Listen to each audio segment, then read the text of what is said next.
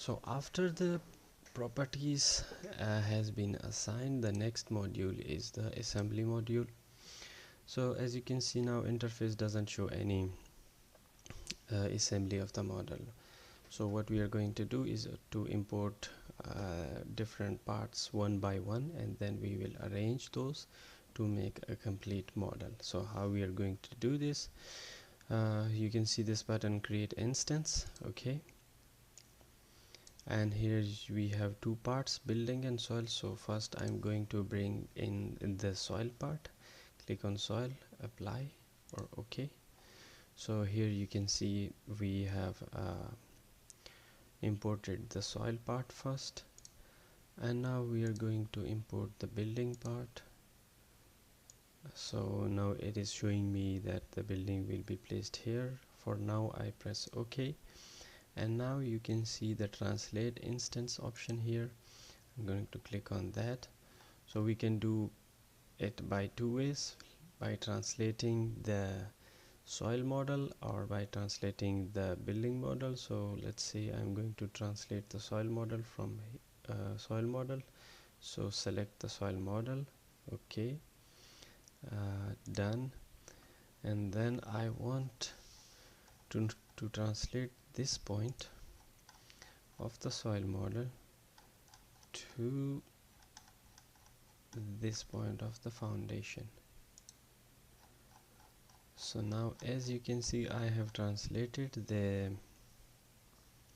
soil model from the previous position all the way to the exact position where it's supposed to be, or where we want it to translate. You can press OK, and now you can see that we have completed our overall model. This is the assembly of overall SSI model we have. Okay, so now our model assembly is completed. So now we can go ahead and go to the step module.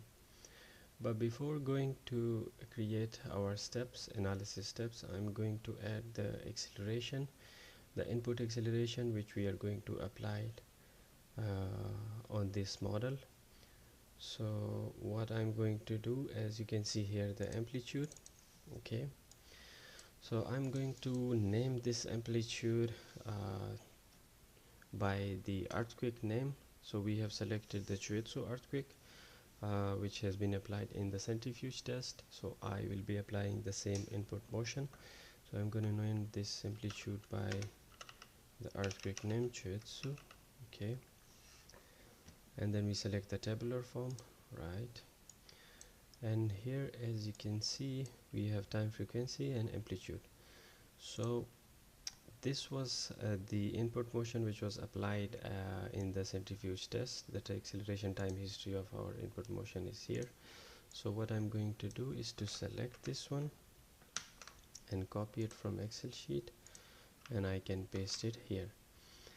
So now you can see that we have added the amplitude of acceleration, which we will be applying at the base here, with a total time period of 24.97584, and we press OK. So here you can see in the drop down list we have added the Chuetsu earthquake, and the time step for this acceleration was 0.01464. So we have to remember these, because we are going to use these in the time step. That's why I'm getting a notes of these values.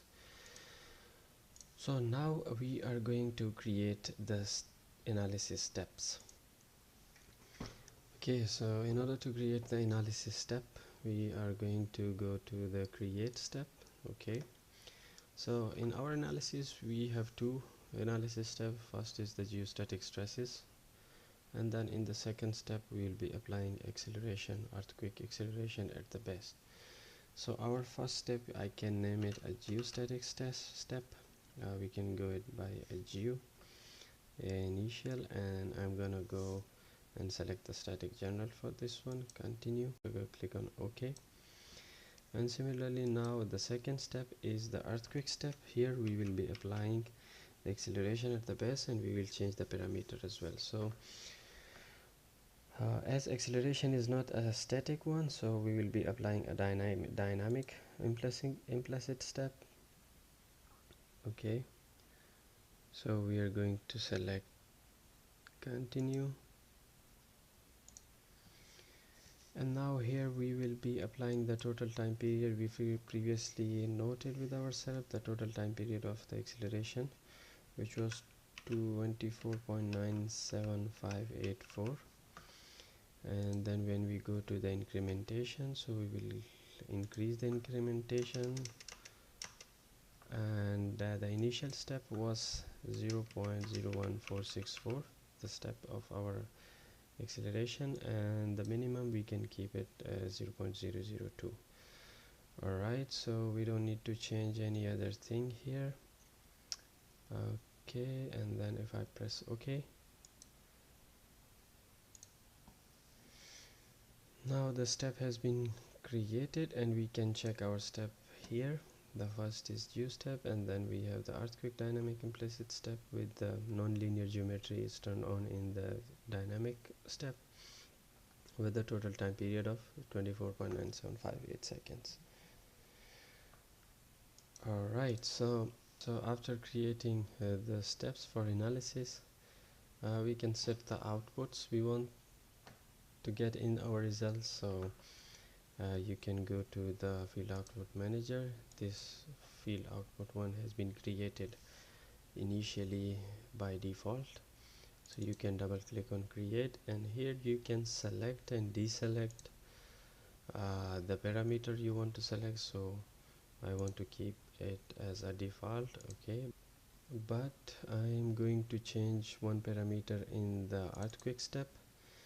So I want to change the frequency from every n increment all the way from point. Okay, so here we need our amplitude time steps. So what I'm going to do is go to the chart, so amplitude, and then I'm going to select the time step, and then okay. Here in the time points, double click on time points, and you have to create the time points of so earthquake, continue, and then you can place the time point here, click OK. Now you can see we have the time points, so we select the Chuetsu and press OK. So now as you can see, this changed from green to yellow, so we have modified this one. Okay, this is next we are going to go to the interaction module. So in the interaction module, we are going to set up the interaction between the foundation and the soil, and secondly we will be applying the constraint, MPC constraint, to mimic the real experimental behavior of our model. So I am going to start with the interface connection or interaction between the foundation and building, foundation and soil. So for that we are going to click on the create interaction, and we are going to select the surface to surface extender contact, continue. Now Abaqus is asking us to select the main surface. So we have two surfaces here in this type of connection, main surfaces and the slave surfaces. So the main surface is when we have the stiffer material, and we are going to select the second surface or the slave surface for the material with the less stiffer properties. Okay, so here we have the building as a stiffer material. Now we are going to select the building foundation surface as a main surface. How we are going to do this? To replace, okay, we are going to go to the create display group and parts.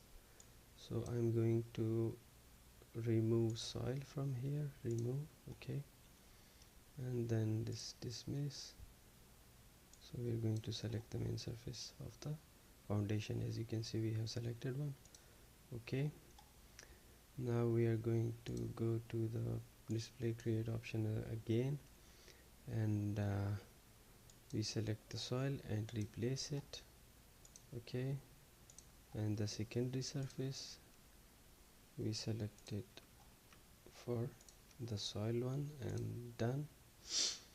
Alright, so now we selected the main surface and the secondary surface. We are going to introduce the interaction properties. What kind of properties now we are going to assign to this interaction? So we don't have any properties here. We can go and click on this one to create a new property, contact properties. Okay, now for this specific interaction, we are going to select the tangential behavior and normal behavior. So tangential behavior, we are going to select the penalty with a coefficient of 0.5. okay, sorry, you can click here and double click on that to bring it again. And now we are going to add the normal behavior. So we select the pressure over closure is hard contact, and we will select the constraint enforcement method as a default and allow separation after contact. Okay, so it is done. Now we have interaction property 1. Okay, so we have selected the interaction. Now if I bring building back here, you can see we have added the interaction.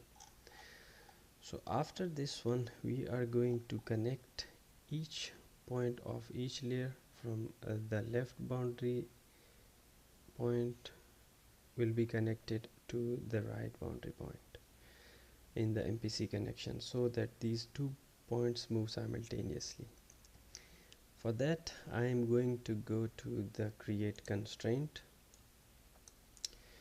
In this menu, we are going to select the MPC constraint, continue. So now Abaqus is telling me to select the MPC control points, so I'm going to select the first point, and then I select the secondary node. Now the secondary node is this one, and done. So here you can see I have picked the control point and secondary point. In the MPC type, we are going to select the tie MPC type and then press OK. So now you see we have this line appears, which means that we have added the MPC connection. Similarly, you can check the constraint we created in the constraint manager. So we are going to create all this MPC connection for all the layers. So we are going to go to constraint 2. You can name it whatever you want to like. I'm gonna keep it with the constraint 2. So select the second point and the secondary point on the right. Okay, and now beam to tie. Alright, so you see I created the second point. In the similar way, I will be selecting or creating the constraint for all the layers, and once I'm done, I'll be back. Alright, so now we have created the MPC connection for all the layers. You can go to the constraint manager and check all the MPC constraint created for all the layers. Alright, so now we have completed our interaction module as well.